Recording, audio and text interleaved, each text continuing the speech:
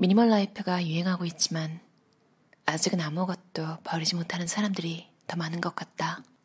물건뿐만이 아니라 마음속에 과거를 가득가득 채워두기도 한다. 어린 시절의 나쁜 기억은 더 깊이 간직되어 있다. 많이 그런 나이이기도 하다. 어리다고 할 순 없는데 사회적 기대대로 완전히 성숙한 어른처럼 처신하기도 어렵다. 이쯤에서 발목 잡는 과거와 완벽히 거리를 두고 끊지 않으면 계속 과거의 기억을 바탕으로 한 채 오염된 판단, 삐딱한 판단을 이어가게 된다. 결심만 확고하다면 우리는 매일 새로운 삶을 살 수 있다. 아픈 과거, 지나간 상처들은 빨리 잊도록 한다. 곱씹고 되새긴 들 더는 이 세계에 존재하지 않는 것들이다. 오늘도 새로운 법칙으로 새롭게 들어가고 있는 세상에서 우리가 배우고 받아들여야 할 것은 너무나 많다. 많이 되기 전에 꼭 버려야 할 것들.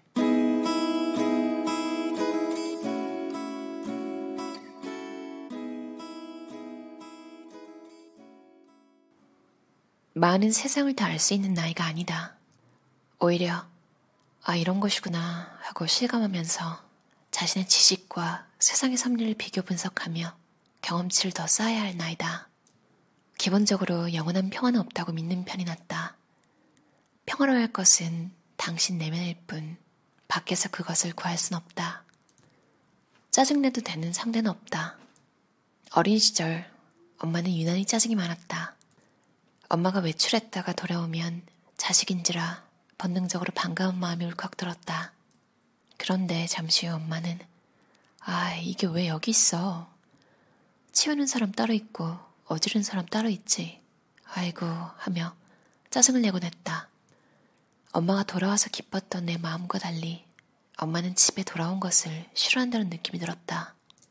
그때마다 나는 엄마의 눈치를 보며 같이 집안을 정리하는 신용을 했다.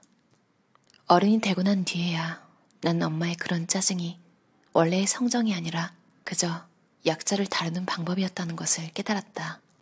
하긴 자신보다 강한 사람에게 짜증을 내는 사람은 없다. 내가 이런 식으로 얘기해도 되는 사람이라는 판단을 한 후에야 짜증의 보따리를 풀어내는 것이다. 짜증은 보통 그래도 된다고 판단했을 때 터진다. 명백한 분노가 아니기에 나중에 사과할 필요도 없다. 짜증을 들은 사람이 어떤 상처를 입었든 본인이 알아서 소화하고 정리해야 한다. 이 문제를 가지고 들고 일어서면 뭐 그런 걸 가지고 그래 하는 반응이 나온다. 하지만 짜증이 위험한 건 결국 이것이 다른 이들에게 전염되고 퍼진다는 것이다. 어쩌면 짜증은 부정적인 감정의 가장 기초 단계라고 볼 수 있다. 어떤 사람들은 짜증을 낼 만한 상황인데 전혀 짜증을 내지 않았다. 남의 실수에 피해당하는 상황에서도 그저 별일 아냐 하며 끝냈다. 짜증을 안 내는 일, 생각해보면 그것은 아주 간단하다. 세상에 나보다 높은 사람도 없지만 나보다 낮은 사람, 함부로 해도 되는 사람이란 없다고 믿는 것이다. 또한 무슨 일이든 그럴 수 있다고 너그럽게 받아들이는 것이다. 정리하자면 겸손과 절제를 갖추는 것이다. 그런 마인드가 더욱 커지면 세상에 인간보다 덜 중요한 동물도 없고 인간만을 위해 자연을 남용해서는 안 된다는 것에까지 가닿는다. 혹시 당신이 지구를 위해 할 수 있는 거창한 일을 꿈꾼다면 가장 먼저 누구에게도 짜증을 내지 않겠다는 다짐으로 시작하는 건 어떨까? 감정. 금방 사라질 그것에 휘둘리지 마세요. 무조건 감정을 억제하라는 뜻이 아니다. 다만 감정을 억누르며 사는 것과 감정을 조절하며 사는 것은 다르다. 감정대로 사는 것과 감정에 충실한 건 역시 다르다. 평소 자신의 감정에 친숙한 사람이면 오히려 감정이 얼마나 어이없을 만큼 변덕스러운지 잘 알고 이를 조절할 수 있을 것이다.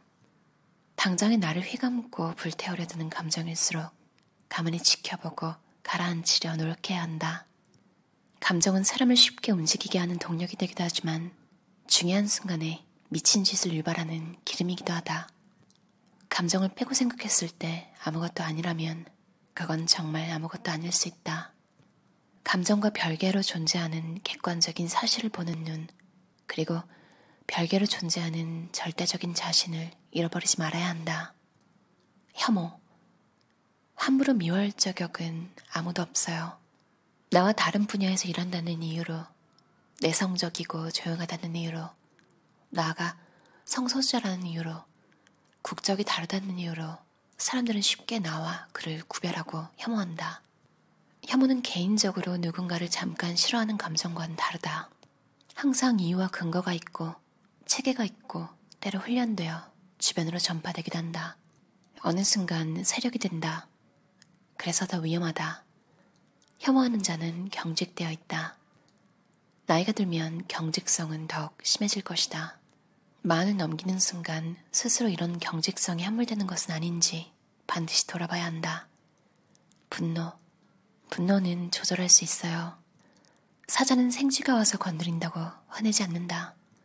분노는 거친 모습을 표출함으로써 자신을 크게 보이려는, 실제로는 작은 동물의 안간힘이다. 그러나 그렇게 함으로써 자신이 무엇에 약한지, 무엇이 컴플렉스인지를 만천하에 공개하는 일이기도 하다. 분노 게이지가 유독 높은 사람들은 대개 가는 곳마다 분노를 터뜨린다. 세상과 인간에 대한 믿음이 없고 평소에 열등감, 우울감, 패배감을 그렇게 해소하고자 한다. 그럴 때는 일일이 맞받아치는 대신 차갑게 말을 끊어버림으로써 그 자리에서 그의 분노가 갈 곳을 잃어버리게 해야 한다. 자기 안의 분노든 타인의 분노든 분노는 끊을 수 있을 때 끊어야 한다. 분노에 오래오래 타올라봐야 남는 것은 나의 에너지와 시간을 태울 재뿐이니까. 생각하며 살지 않으면 사는 대로 생각하게 될 것이다는 프랑스의 시인 폴 발레리의 말처럼 생각과 사유는 언제나 우리의 행동 앞에 있어야 한다. 아무도 묻지 않아도 내가 이 일에 대해 정확히 어떤 것을 느끼는지 스스로 물어봐야 한다. 우리의 삶은 언젠가 끝난다. 부자든 가난한 사람이든 착한 사람이든 나쁜 사람이든 세상 모두에게 공평하게. 다만 매 순간 충만히 산다면 떠나야 할 시간을 맞이했을 때 뒤늦게 삶의 길이에 집착하지 않을 것 같다. 그렇게 할 수 있도록 열심히 살 수밖에. 기대. 이제는 내려놓아요. 배우자 간에도 우리는 완벽한 인연이라고 기대를 하고 있으면 약간의 균열에도 크게 흔들린다. 수없이 많은 기대를 배반당한 뒤 나는 이제 미래의 일에 대해 그리고 다른 사람에 대해 함부로 기대하거나 희망을 발설하는 일에 조심하게 되었다. 나의 기대는 여러 가능성 중 하나일 뿐이다.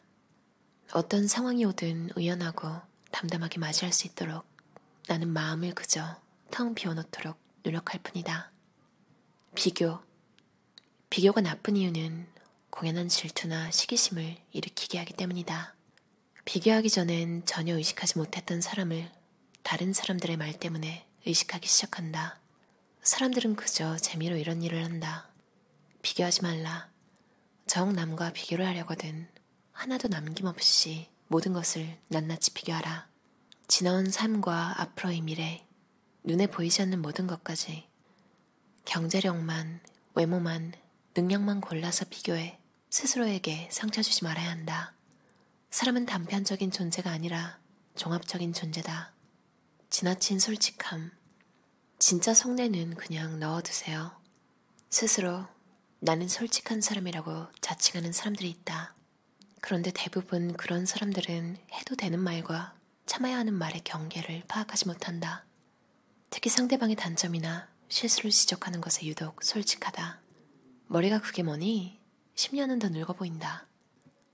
살다 보면 사랑하는 가족과 배우자에게도 굳이 보일 필요가 없는 자신의 모습이 있다. 자신의 모든 것을 기어이 표현해야겠다면 차라리 일기장을 펼쳐라. 솔직함이 선으로 유지되려면 정도를 지키는 예의와 자기 통제가 함께해야 한다. 제발 무례함을 솔직함과 동격으로 취급하지 않았으면 한다. 인정 욕구는 이제 내려놓아도 된다. 누구나 인정을 받으면 그렇지 않은 때보다 잠깐 기분은 나아진다.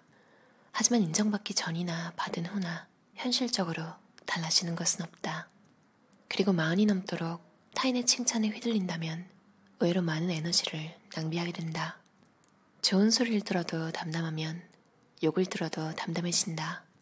더 나아가 그래, 넌 아무것도 아니지 라고 중얼거릴 수 있는 자세가 삶의 균형을 잡아줄 것이다. 그런 진짜의 삶을 살아야 한다. 마흔이 되었다면 이제 자기 비하는 그만두고 자기 자비로 넘어가자. 내 실수를 내가 너그러이 받아들일 수 있을 때 타인에 대한 자비도 가능해진다. 어떠셨나요? 40 이후 멋지게 나이 들고 싶습니다 라는 책이었는데요. 조은강 저자의 책이고요. 메이트북스 출판사에서 나왔어요. 40 이후에 버려야 할 것들 상당히 많은데 이 모든 걸 정말로 다 버릴 수 있다면 진짜 괜찮은 사람이 될 것 같다는 생각을 했어요. 얼마 전에도 얘기했던 것 같은데 감정 조절 특히 어릴 때 더 그런 것 같아요. 감정이 일면 그걸 무시하면 뭔가 내가 힘이 없는 사람이라고 생각하는 그런 경향이 좀 있는 것 같아요. 이제 그때는 감정에 충실하다는 느낌보다는 오히려 휘둘린다는 느낌? 근데 그걸 착각하는 거죠. 모든 감정은 사실 일시적이잖아요. 그 말 참 좋아하는데요. 왜냐면 인간과 함께 있을 때, 그러니까 다른 사람과 함께 있을 때 아무리 친한 사람이라도 순간 기분 나쁜 일은 언제든 생기기 마련이고 오해일 수도 있고요. 뭔가 말을 잘못했거나 말을 잘못 들었을 수도 있고 말해야 할 게 있고 안 해야 될 게 있는데 참 이 모든 게 다 연결되어 있는 것 같아요. 감정을 조절하지 못하면 이 책에서도 나왔던 분노를 조절할 수 없잖아요. 그러니까 본인의 컴플렉스를 만천하에 드러내는 일을 하는 거죠.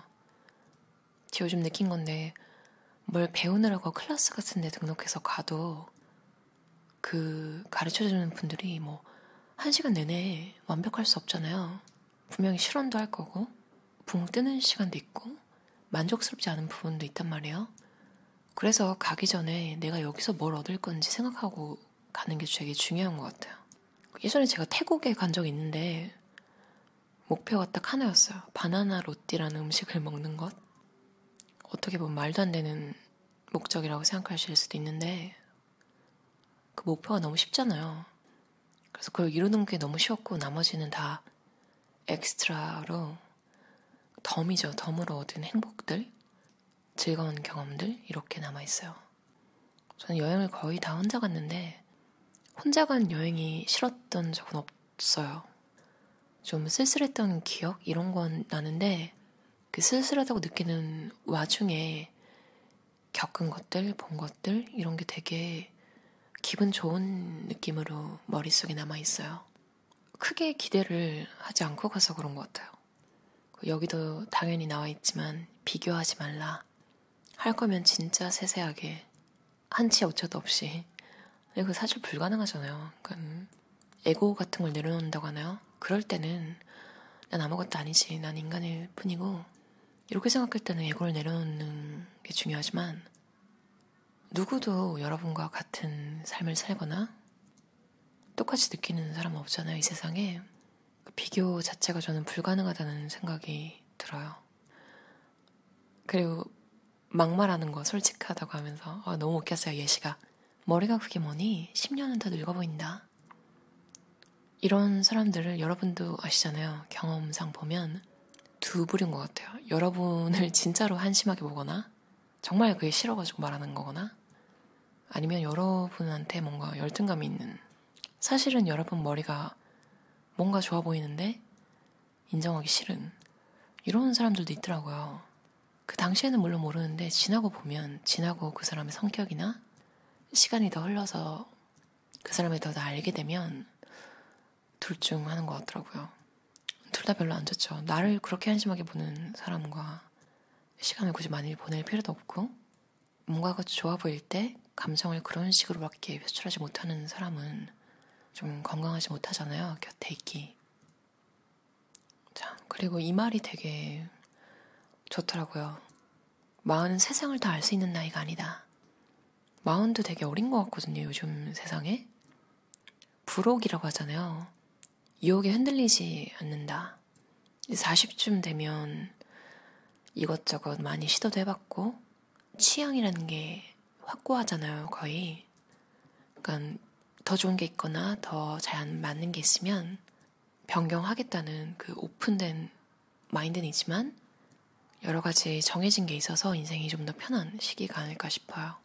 그럼 오늘도 들어주셔서 감사합니다. 편안한 저녁 시간 보내세요.